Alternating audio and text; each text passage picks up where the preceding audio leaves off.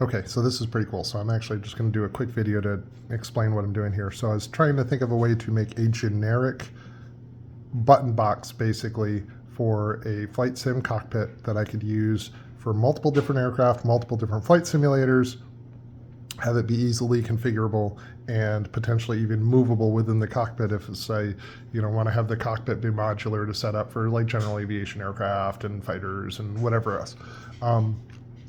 Found this program online. Someone recommended for something else called Companion by a company called BitFocus. What this is actually designed for is for use with Stream Decks to control audiovisual equipment, cameras, speakers, lights, etc., etc., etc. However, what's really cool about it, for one, it's free and open source, which is great. It's extremely customizable. There's a lot of cool things you can do with it. And you don't actually have to have a Stream Deck to use it because it has its own Stream Deck emulator.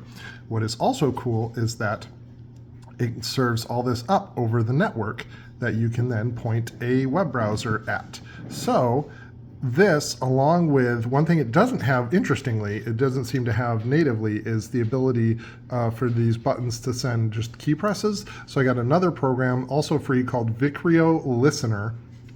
I'll pull that up real quick. This is just the back end, but as you can see, Vicrio Listener, and this integrates by default with Companion, and then allows you the ability to send keystrokes.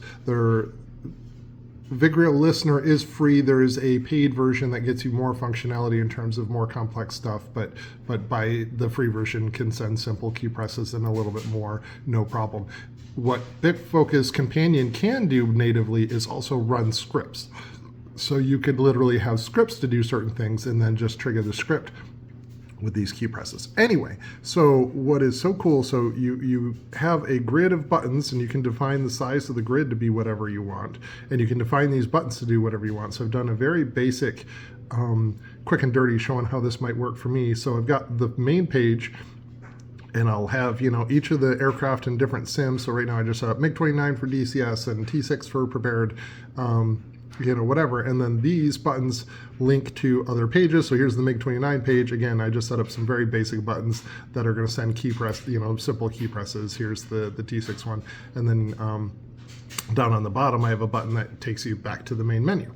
And again, this is all getting served up online. So here I have my iPad, and I wouldn't use an iPad for the final. This is just what I had handy, because the problem with the iPad is you can't apparently go full screen on Chrome, but the idea would be to get a device that I could then serve this up full screen. So this is all you see is the buttons, and it's like, okay, MiG-29, all right, cool. Now I'm here, and what I'm going to do on this computer, sorry, I accidentally stopped the recording. What I'm going to do, this is the computer that I am serving this up from. So this would be what's running the sim or whatever. So I'm just going to pull up Notepad real quick just so you can see the keystrokes popping through.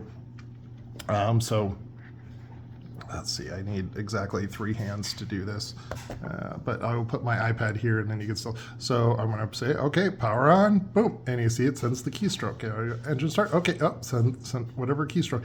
So, and then, I'm done flying the MiG-29, I want to go back now, and I want to go super responsive, and this is like barely scratching the surface on the functionality in terms of like, the Companion will allow you to do buttons that have sequences essentially. So the first time you press the button, it does one thing. The next time it does something else, whatever. It can have, button press versus button release. There's a ton of functionality that I am not even scratching here. But this is like the perfect solution for the thing I want. You can set up Companion to run. They have their own Raspberry Pi image, so you could set this up on a Raspberry Pi. You could use an actual Stream Deck if you wanted, or you can just use a virtual device like I am. Tons of functionality. I'm really, really excited about this solution to my problem. This is like, you can make the keys, you can give them images instead of text, so you can put little PNGs there. Like, if you're thinking it, you can probably do it. It is kind of insane for, again, free open source software. So I am extremely excited about this solution to, it's like exactly, if I had to design something from scratch to do what I wanted to do, this is almost it. This is basically exactly what I was looking for. So pretty excited.